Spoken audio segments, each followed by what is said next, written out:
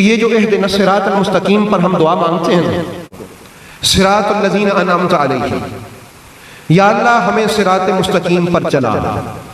اور صراط مستقیم کون سا ہے؟ خود ہی اللہ نے اس کی نشاندہی فرمائی، صراط الذین انعمت علیہم، جن پر تیری نعمتیں ہوئی ہیں، جن پر تیرا انعام ہوا ہے، ان کا راستہ ہے صراط مستقیم۔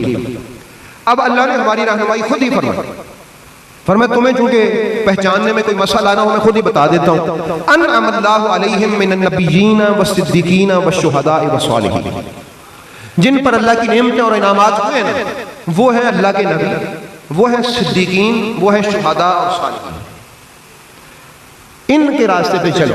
میری یہ بات آپ لے جائیں میرے مخالفین کے پاس، جو میں بات اب کرنے لگا ہوں۔ نبی پاک کے بعد سب سے بعد دوسرا جو درجہ ہے وہ صدیقین کا یہاں قرآن میں بیان کیا، نبوت کے بعد، نبیوں کے بعد صدیقین، جو صدیق ہیں ان کا راستہ ہے سیدھا راستہ۔ اور صدیق نبوت کے بعد بہت بڑا درجہ ہے، چھوٹا نہیں، بہت بڑا درجہ ہے۔ مگر جو بات میں عرض کرنے لگا، نبی رحمت صلی اللہ علیہ وآلہ وسلم نے اپنے پورے صحابہ میں سے جس کو خود کہا ہے صدیق اکبر، وہ میرے علی ہیں۔ رسول پاک سرکار نے صدیق اکبر جن کو کہا وہ حضرت علی ہیں۔ اس لیے میں کہتا ہوں یہ بات ہو سکتا کسی کو بھلی نہ لگے، مگر جس کو بڑا صدیق کہا وہ علی ہے۔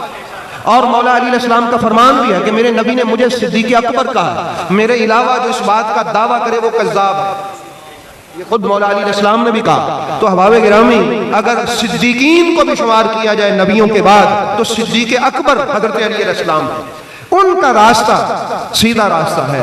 یقیناً حضرت ابوبکر صدیق ہیں، مگر وہ صدیق اکبر مسلمانوں کی زبان پر ہے، رسول اللہ کی زبان پر نہیں۔ مسلمانوں نے ان کو کہا ہے کہ یہ صدیق اکبر ہیں، مگر رسول اللہ نے جن کو صدیق اکبر کہا وہ حضرت علی ہیں، کہ علی یا علی انت الصدیق الاکبر وانت الفاروق الاعظم۔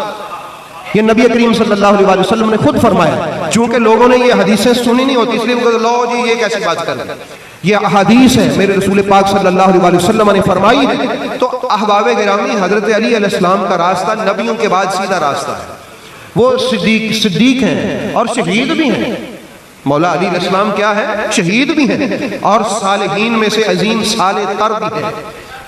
تو کون سا ٹائٹل ہے جو اللہ نے حضرت علی علیہ السلام کی ذات میں جمع نہیں کیا؟ تو کیوں ان کو چھوڑا جائے، کیوں ان سے پیچھے ہوا جائے؟ نبی رحمت صلی اللہ علیہ وسلم سے حضرت ابوبکر صدیق نے پوچھا تھا کہ یا رسول اللہ یہ صراط مستقیم کیا ہے؟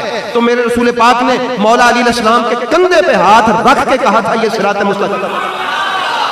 اس لیے میرے آپ کو بتانے کا مقصد نعوذ باللہ استغفر اللہ کوئی فتنہ فساد یا کوئی یہ نہیں، مقصد یہ ہے کہ ایک طرف فتنہ باغیہ ہے، الفیہ باغیہ ہے، باغی گروہ ہے، جن کو علامہ ابن حجر نے مختئین علی تعویلہ، وہ اپنی تعویلوں میں خطا پر ہیں، غلطیوں پر، اور کسی نے ان کو ظالم لکھا، کسی نے ان کو باغی لکھا، یہ ہمارے اسلاف تھے۔ وہ کہتے ہیں خاموش رہو، یہ آخری بات، ان کے بارے میں خاموشی اہل سنت کا وتیرہ ہے، یہ خاص پیغام ہے۔